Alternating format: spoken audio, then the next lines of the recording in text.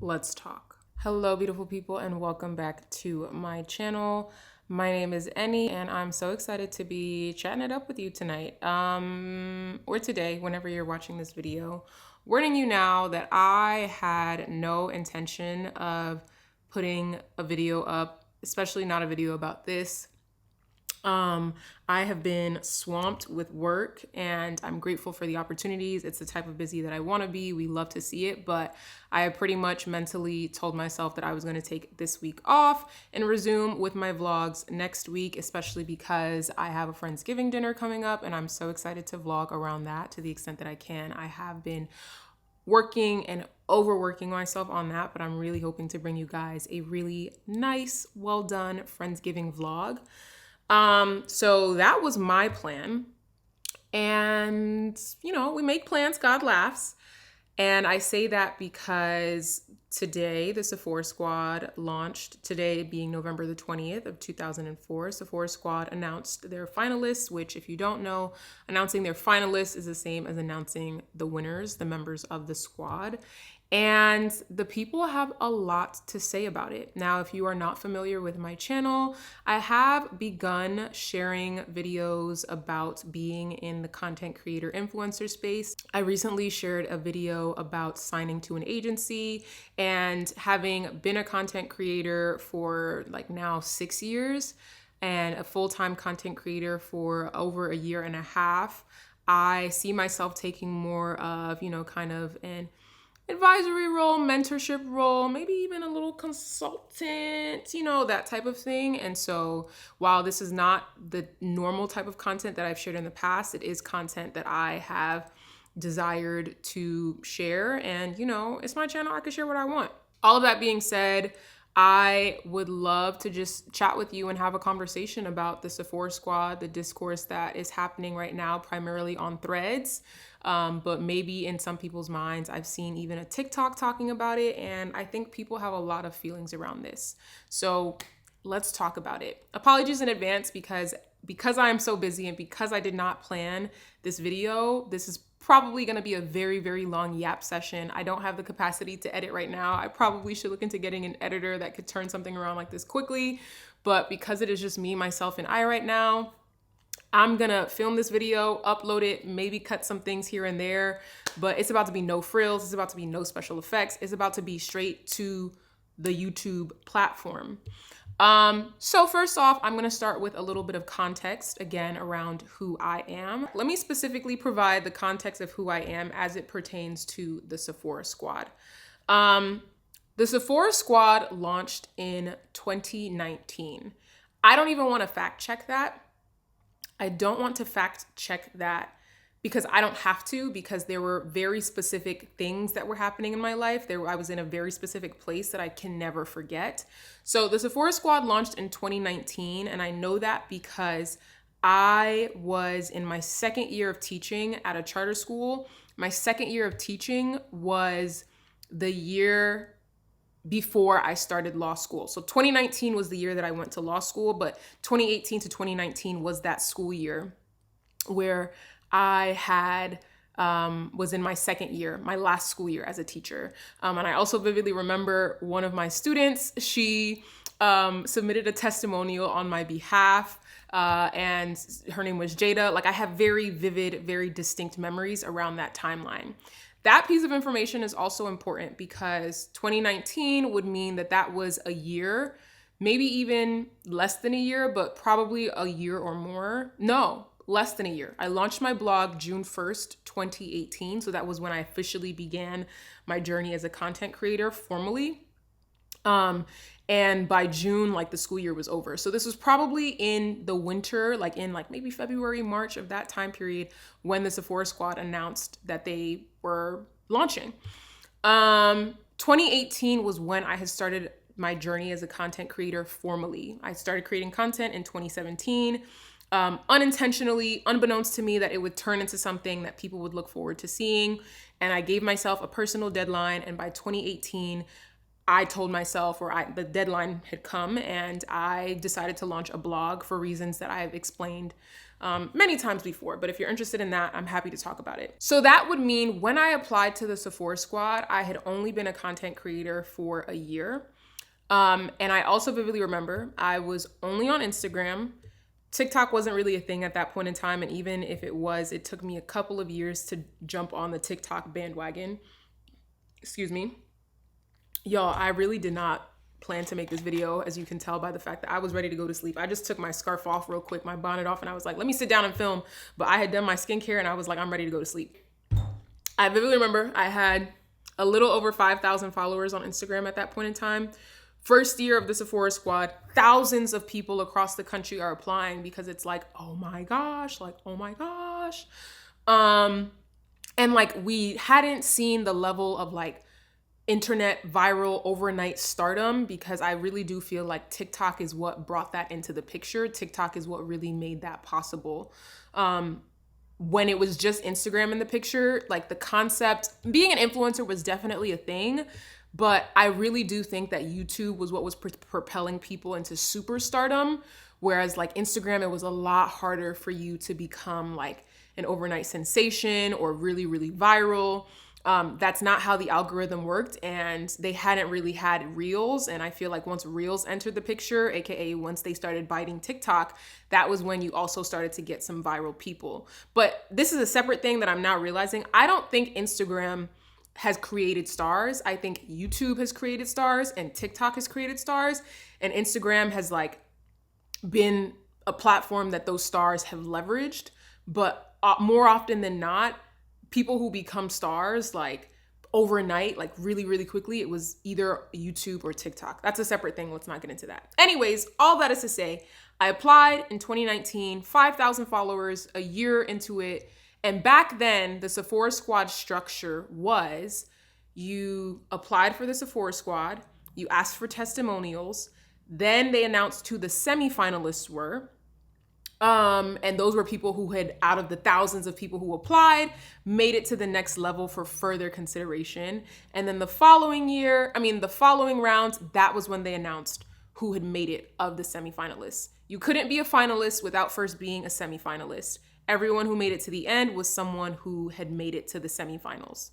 The first year of the Sephora Squad, 5,000 followers, 1 year into creating content, I made it to the semifinals. This was a huge deal for me, and I'm not gonna lie to you, in the grand scheme of things, it was like that boost that I needed to keep going. It was that sign from God, honestly, like, hey, you should be doing this. It was the validation that I needed, that I wasn't just like some little, like, that people saw something in me. I didn't make it to the end, so I didn't make it to the final Sephora Squad, but I was just like, you know what? That's okay. I've been doing this for a year. I have only 5,000 followers on Instagram, and out of the thousands of people that applied, they saw me. Like, you have to understand how incredibly validating it was as someone who like was just sort of kind of doing something and didn't really have any connections in the industry, didn't really know it was a hobby. It was purely, genuinely a hobby, and they saw something. Cool, bet, heard you, that was all I needed. And I want to say that the reason that I also felt like it was validation of some sorts was because when I saw the final list of people who had made the Sephora Squad, an overwhelming majority of the people on that list had a large following. They were established, or not like even established, because I can't speak to who's established or not. But from the outside looking in, they had something going on and they knew what they were doing. It was like, remember, I think maybe that first year, I want to say Vanessa Jima had made it. Love her down. Mwah, love her. Content has been stellar from jumpity jump, like superb quality content. She was someone who I looked up to at the time. Beautiful woman. I think at that time she might have had like at least over 100,000 followers on Instagram. Like, I don't think it wasn't small by any means. To me, as somebody with 5,000 influencers, I was like, oh, these are people who do this, like who really do this. And I'm just a little hobbyist. So for me, that was a huge part of the reason why I was like, oh, I'm just happy to be here. Because when I saw the first Sephora Squad class, I was like, oh, this is for the big leagues. This is for the big dogs. Yes, there were some people who did not have 50,000 followers, who did not have 20,000 followers. But a lot of people, it was like to find somebody below 10K, because remember back at that time period, like 10K was this like threshold. That was when you could start linking things on your stories with the, adding swipe ups and things like that. So this is way back when. So these were people who, by and large, most of these people could add links to their stories. Like people had above 10K. And so for me, I was just like, oh, that was when I got the memo. Like, hey, oh, this is not what you thought this was. I thought this was going to be some like, oh, like help me start my career, help me jumpstart things. And this is like we need you to have something that you're working with. And so for me to make it to the semis, I was like, okay, let me keep going. Let me keep going. Let me keep going. So that is to say that the first iteration of the Sephora Squad, as someone who made it to the semis and as someone who observed generally the people who made it into the squad, I had in the back of my mind just an observation like, oh, this is not, a lot of these people have a lot going on for them already.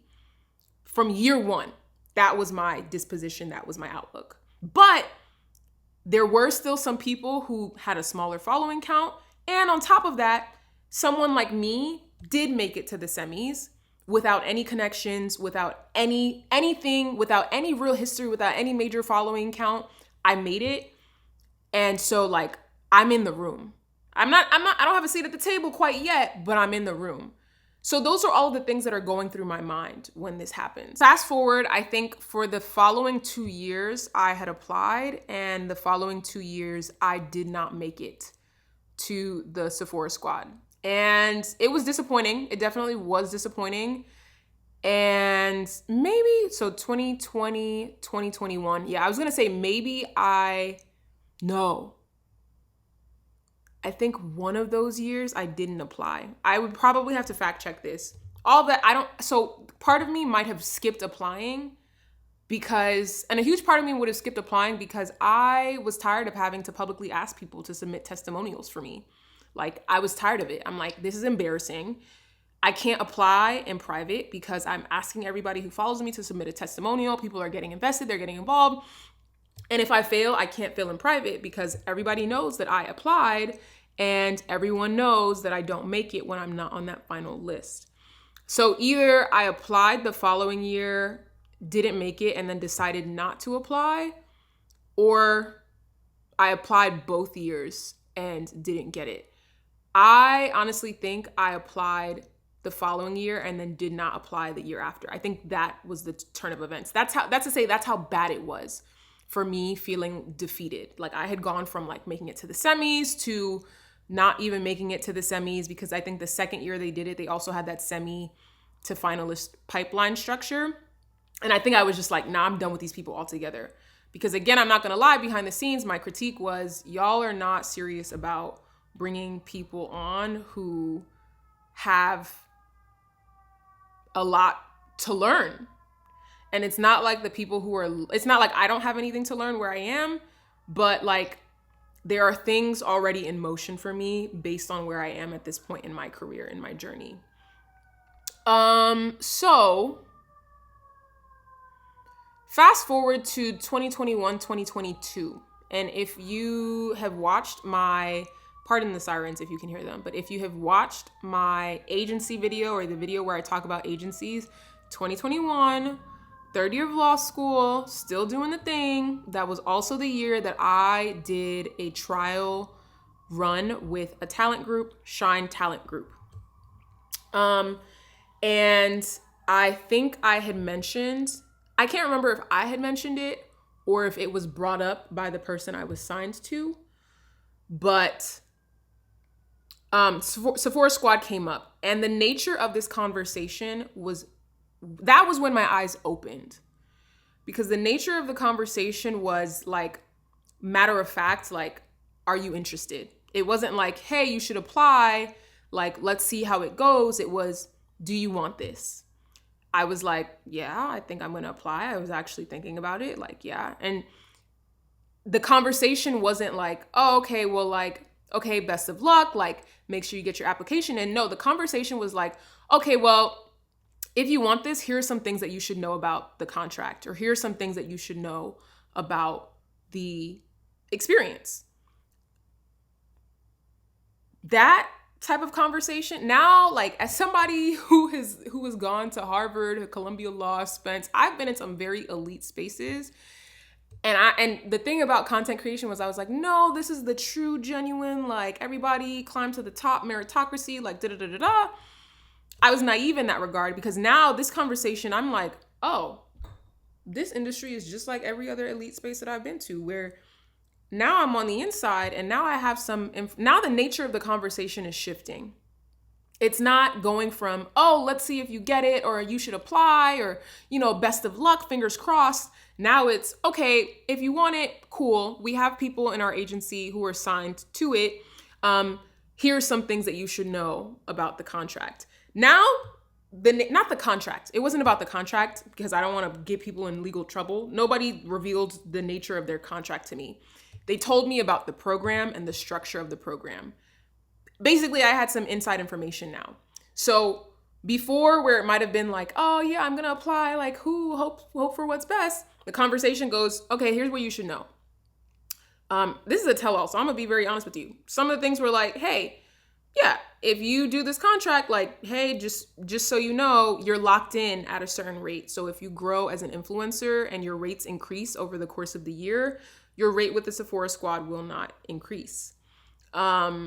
I hope I'm allowed to say that. Like, I hope I'm not, like, under some legal obligation. But, like, I think this is the nature of the like, this is, I want to be real with you guys.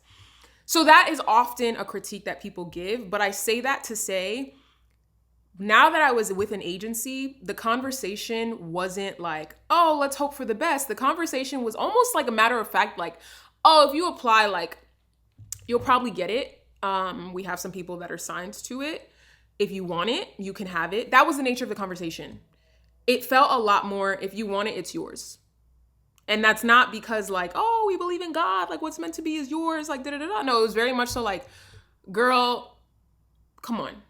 That easy. We got people who do that. If you want this, it's yours. But here's some, like, we were talking, here's some things that you should know about the contract, about the program, before I even had made it to any round. Like, what? So that was the first time that I realized, like, oh, being signed to an agency, low key, it does a little something. It does a little something. Because mind you, this whole time I'm on a trial. I'm not even signed to these people, but they're already telling me, like, hey, if you want to talk to this person, she's on the squad this year. If you want to talk to that person, she's on the squad this year.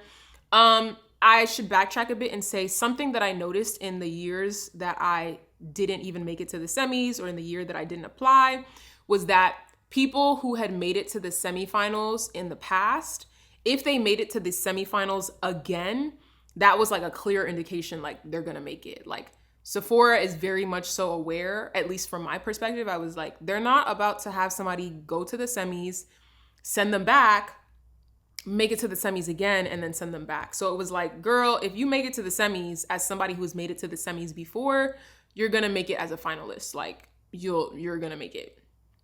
So those were the things that I was paying attention to. Again, 2021, I'm signed to an agency, Shine Talent Group. I wasn't signed. I was on a trial. I was on a trial. I wasn't signed to them. And the nature of the conversation around the Sephora Squad was more so, if you want it, like, it was just like, duh, right? Like, that is what it felt like to me as somebody who had been striving and pining and really working hard for this. Like, oh, okay. In that time period, I ended up signing to Kensington Gray, and I want to say I started with them in about March. And so my Sephora Squad application had already been underway, but nothing really changed about the way the conversation around the Sephora Squad had happened. There was no guarantee. There was no like, yeah, you're definitely going to make it. But again, there was a little bit more confidence around the conversation. There was a little bit more like, less hesitation, less like, oh, let's see, like, let's hope for the best. And I think that is just the confidence that comes through being with an agency and like having those connections. More on that later. I made it to the semifinals that year, and when I made it to the semifinals, that was like the clue or indication to me, like, I think I'm gonna make it. Like, by the time I had made it to the semis, in my mind, I was like, I had applied the first year that this happened, made it to the semis, didn't make it, and now a few years later, they brought me to the semis again. I'm gonna make it. And once I made it, I was signed to KG, and all of those conversations about the Sephora Squad and like things, negotiating rates and just the structure of the program, I was definitely going to take it. It had been a dream of mine, years in the making, but there were still very thorough conversations about what it would mean to be a part of this Sephora Squad from a contractual standpoint. So that was a very long-winded way of giving you my journey, experience, context with the Sephora Squad. By the time that I had made it to the Sephora Squad, I will say I was not the, small influencer that I was when I first applied. I was not a nano creator anymore. I want to say by the time I had signed to the Sephora Squad, two things I'll say. Numerically, I had like maybe 30,000 followers on Instagram and maybe like 80,000, 90,000 followers on TikTok. So numerically that was there, but then qualitatively, I had the attention of two agencies. Shine Talent Group had reached out to me. Kensington Gray had reached out to me. So that's not to say that, like, one, I'm not bragging, but that is to say, like, not only did I have certain numbers that I didn't have as a semifinalist, what's the word when it's all like conflated? Not conflated. There's a certain like bias where you can't necessarily tell what the cause is because all of them are like indications or signs of the other. That's to say, I no longer had a smaller number. So I had more numbers on Instagram and TikTok, but I also had the attention of agencies, which is an indicator that I had reached some place in my career, whether you like it or not. Like, it is some indication of like, oh, okay, like agencies want to work with you, Chances are agencies want to work with me because the numbers are there. So that's to say, like, where I was at year one, I was no longer there. I had grown. I had now become one of those people with the 30,000, 90,000 followers that when I didn't make the squad, that I was like, oh, I see what's going on. And I know I didn't have, again, another personal indicator for me, I know I didn't have 100,000 followers on any platform yet, because I vividly remember being surprised that KG had reached out to me and wanted to, have me on their roster, because I hadn't yet had 100,000 followers. And they had previously like posted on their page, like they're looking for people who have over 100,000 followers on one of their platforms. I didn't have over 100,000 followers on any of my platforms, but they assured me like the growth potential was there. And so because of that, they weren't necessarily like so nitpicky, but I mentally had counted myself out. And I remember when they reached out, like I was surprised, because I was like, oh my gosh, I don't even have 100,000 followers and you guys want to talk to me. Like, that's a dream. Like, oh my gosh. So that's how I know where I was when I signed with Sephora Squad, because that was also where I was when I had signed with KG. So since then, the Sephora Squad has changed the structure of the program. They have removed the whole semifinalist piece, and they ghost, and apparently, I think learned this with the announcement today, they just jumped straight from application to announcing the winners, application to announcing the squad. I know they're in a bit of a restructuring phase, and they're like changing kind of the platform that they use to do partnerships, et cetera, et cetera. But I think this is the first year where they've just cut out, maybe the second year, but they've cut out the whole middle phase completely for whatever reason. Now let's talk about why people are in a tizzy. And I want to do this really quickly because I'm rambling. It's 11 o'clock. People are in a tizzy. Number one, they're disappointed that they didn't make the squad. They're disappointed that they didn't make the squad. They're disappointed that they didn't make the squad. That disappointment is further fueled by the observation that a lot of the creators on the list of people who are in the squad are doing well for themselves, are a lot of whom are full-time creators. I don't know the numbers. I'm not going to count for you. But judging from the bunch and judging from the people that were there, it seems like a lot of them have the numbers and have the potential to be full-time content creators. And in order to make it to full-time content creator status, it signifies that you are pretty established in your career as an influencer. You probably have a certain number of followers. You probably have a certain amount of engagement. You probably already work with brands. That's the big part that I think a lot of people are kind of upset about.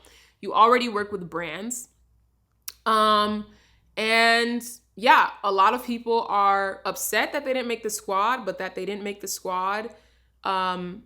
It's hard to separate the two. You can't separate the disappointment because some people are being like, oh, it's okay to be happy, like da da da da da. And it's like, no, a part of the distress that people are experiencing is like, I didn't make the squad, and it feels like I never had a chance to begin with. If all of the people on this list, or a large majority of the people on this list, are people who are doing this full time or very established, have over 10K, over 20K, and here I was with 5K, with 200 followers, thinking I had a chance.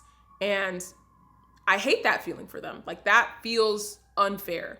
And especially removing the semifinalist thing, it seems like there's no, like, that little hope or that little validation that I had when I was a semifinalist. Other people don't get to have that because you're just now launching the final group. And the final group, I will say, the final group still is pretty consistent with what the Sephora Squad final groups have been every single year from year one. From year one, when they launched this, it has always been a majority of people who have thousands and thousands of followers. I remember looking at the list and being like, really? I'm gonna be, what do they call it? Humble, open, hot, open, and transparent. There was a moment where I was like, damn, really? Like, why you got me throwing myself in the ring if y'all took somebody that got 1 million followers on a platform? Like, really? There was no way. There was no way. So to be very transparent, that has always been the Sephora Squad's like general vibe and consensus. And I can name the number of reasons why they might approach that. Number one, it's a year-long paid contract. So this is not like a test. This is not something to test around and play with. A year-long paid contract, I'm not gonna lie, if I were them, you don't want someone who's never worked with brands before. You don't want someone that doesn't have some experience in this space. You don't want someone that doesn't have some exposure. And brand deals is a good way of telling like a level of professionalism. Yes, they're going to help you. Yes, they're going to push you forward. Yes, they're going to give you tools and have you build relationships with brands. But we need to be able to count on the fact that you're going to turn in a video on time. We need to be able to count on the fact that you're going to be creating content that is safe for these brands. Sephora is one of the most like conservative beauty space retailers that you can imagine. I was at a Chris Collins event, and he was talking about like fragrances that Sephora wants and doesn't want. Guys, Sephora doesn't want oud fragrances in Sephora. Like, have you noticed that? Sephora doesn't have oud fragrances because it is not mass market friendly. Like, that is just one example I can give of like how strict they are. Like, they are strict when it comes to being like, we need to reach mad people. We need to reach younger people. Like, we want to reach the beginner. That's how it is. And so in thinking about a Sephora Squad and thinking about the brands that are in Sephora, they're trying to amass people who can meet the brand's expectations, but then also meet Sephora's expectations, because Sephora is the one that is putting their stamp and their signature on every campaign that comes out under this program.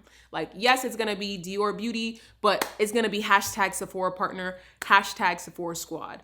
Yes, it's gonna be, oh, Pattern Beauty or oh, Pat McGrath Labs, but with Sephora and with Sephora Squad. Is that necessarily right? I don't know. I don't know what to tell you. It sucks. It sucks to feel like you don't even stand a chance. However, I think the Sephora Squad, there's been some miscommunication about what it is. And not miscommunication, I think they very much so want people to apply.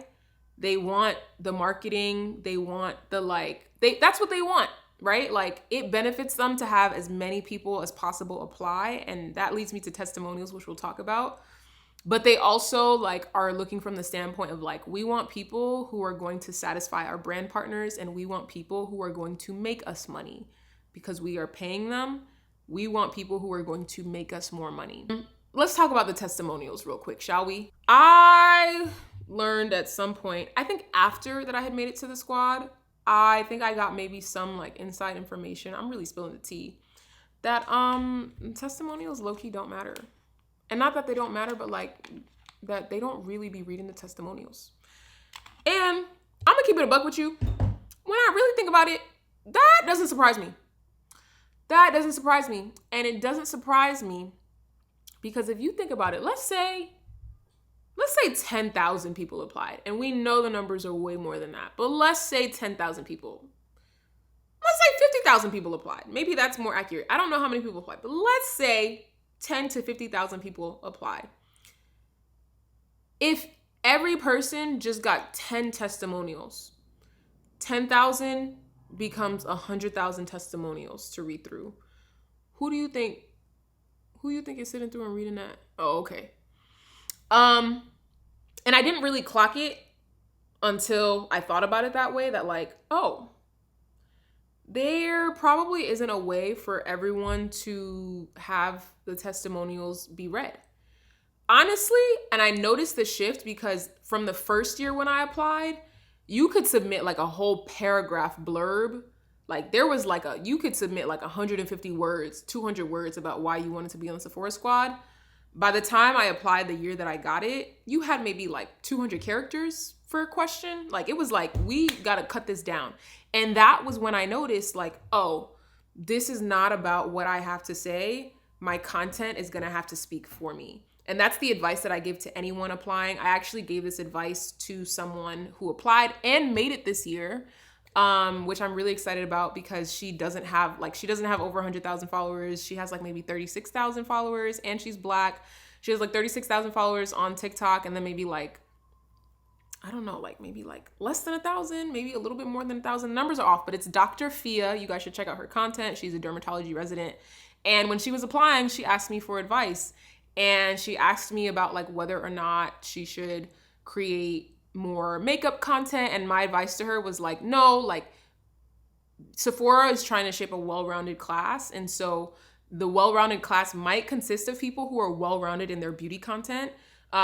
So they might do all types of beauty. But then I was like, they're also going to pick people who only do skincare, only talk fragrance, only do hair, like lead with those things. So my advice was just like, yo, whatever you're doing, you really got to do it in overdrive, because the best that they can do, what they are going to do most likely, again, no one has told me this, but in my mind, I was like, they're just going to look up your handle and go to your page. They're going to look at your overall page. They're going to look at some of your content, and they're going to think, yeah, okay, I see the message. I see how this ties into Sephora. Cool. We read the little blurb on the application, next. I don't think they are going to read, maybe they're going to read the testimonials of the people that they like are considering, but I'm sure it is someone's job to just click on everybody who applies, look at their page, and immediately go yes or no. Let's talk about this person more. Let's talk about this person less. Honestly, I think the testimonials are a way to get like kind of sort of free marketing. People ask for testimonials. More people are like, oh my gosh, it's Sephora Squad season. Be honest. Don't you know when it's time of the year for the Sephora Squad? People are like, oh my God, it's Sephora Squad season, Sephora Squad season.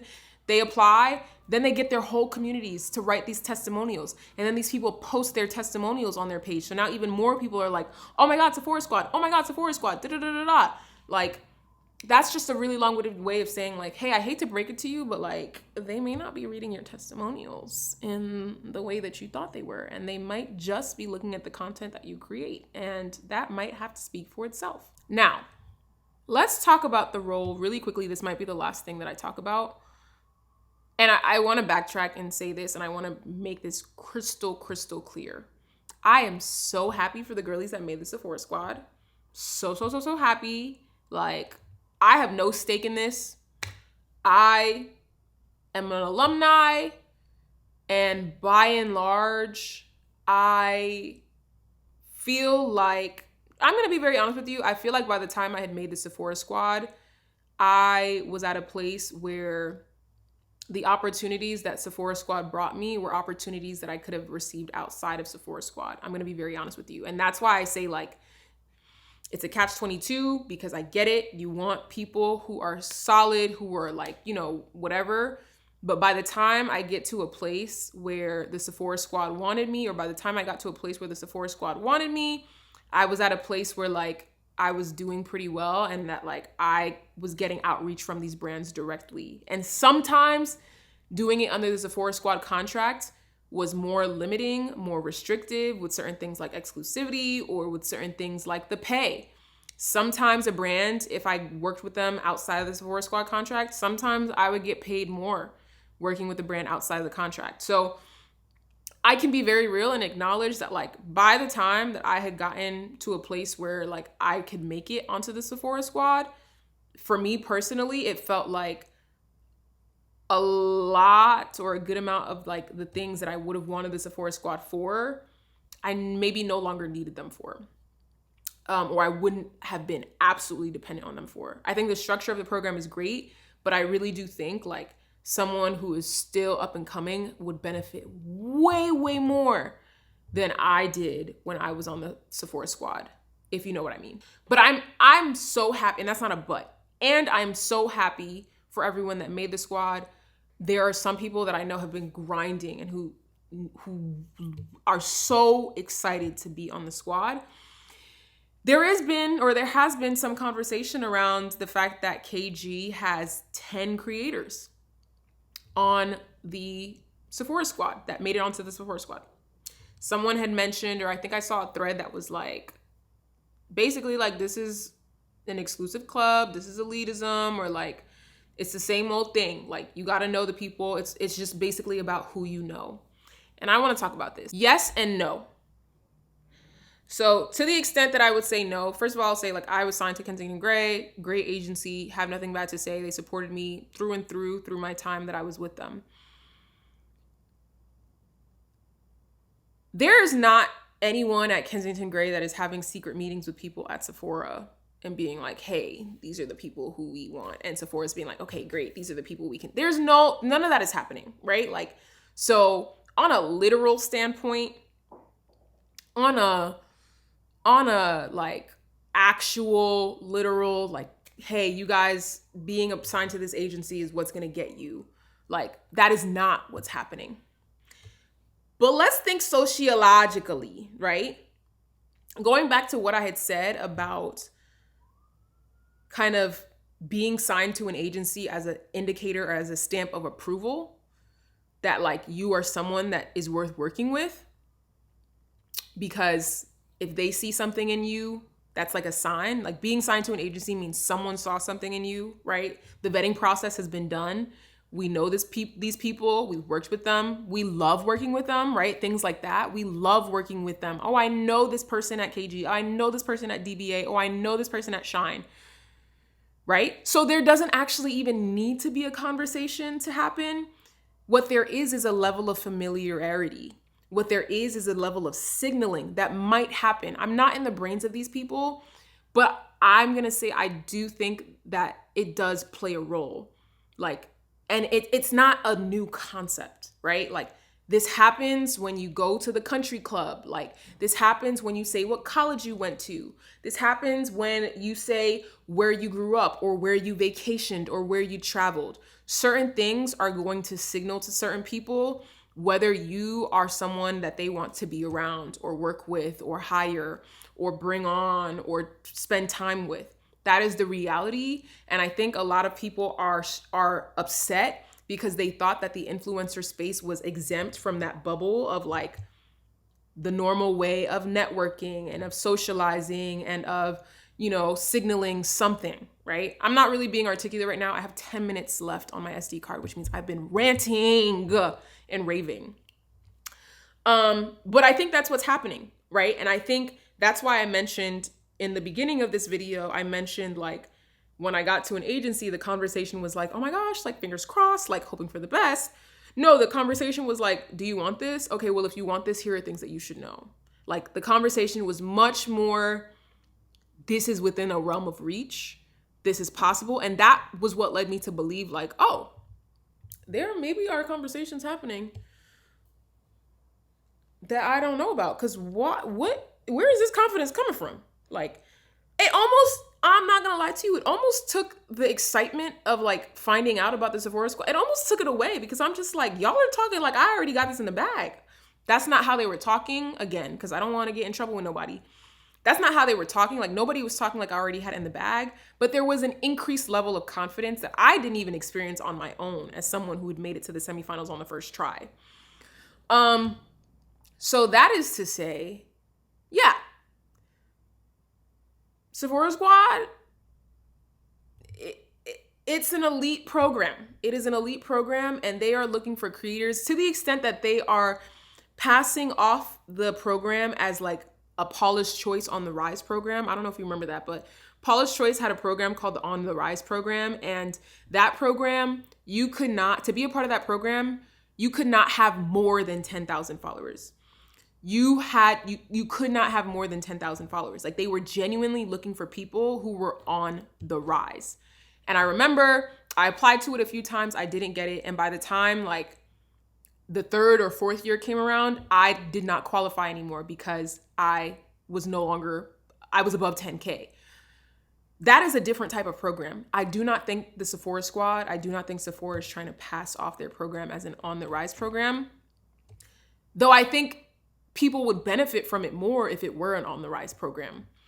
I don't know. I think I've kind of rambled enough and said everything that I need to say. And I hope this like maybe provides some level of insight or clarity or helpfulness. But yes, the Sephora Squad is going to continue to bring on people, a diverse amount of people. I think there are going to be more people that have thousands and thousands of followers than people who don't. I do still think they are going to have that representation on a small scale of influencers that are nano and micro. And I do think it's important to acknowledge that not every macro influencer who applies gets it, right? Like, obviously, nano influencers lost or didn't make the squad. Micro influencers lost or didn't make the squad. Macro influencers didn't make the squad. Like, I know I'm thinking of this at the top of my head. Like, there are mad people who did not make the squad at all levels. But I do think it is still going to be an overrepresentation, or like a majority of the people who make the squad are going to be people who have thousands of followers, who are signed to an agency, who, have been doing this for years. And that's just an indication, like, they've put in the work. Like, they have shown commitment. If you had maybe hired me from Sephora's perspective, if you added me to the squad during year one when I was at that 5,000 follower mark, it wasn't necessarily clear if I was in it for the long haul. It wasn't clear to them if this was going to be a worthwhile investment. Sephora on the page has an alumni page where they list everyone who was a part of their program. It's like a community. And so for them, it's like, no, like, this is not just a year-long paid contract and a whole bunch of deals that you get. This is a network that we are bringing you into, and we want to make sure that the people who are in this community, who are in this network, who have access to our resources, not just within the year that they are hired, but the years beyond, we want to make sure that they are serious about this. And sometimes the way that you can tell that people are serious about this or worth the investment is the level of time that they themselves have been able to invest in their craft, is the level of engagement in a community that they've been able to garner. I've said a whole bunch. I got 6 minutes left on this SD card, and I don't really plan on editing this video down that much. So I think I'm going to end there, but let me know your thoughts in the comments. Would love to hear it. I tried my best to give as much information as possible while still remaining, it's a delicate balance, but I wanted to do my best to shed some light and to add to the conversation as someone who has been a part of the Sephora Squad and who is still an influencer and who is doing this thing still continually. So I hope this helped. I'm gonna go to sleep, but thank you so much for watching this video. Not my usual type of content, but if you want it to be, we can do that too. Okay, can't wait to chat again soon. Bye.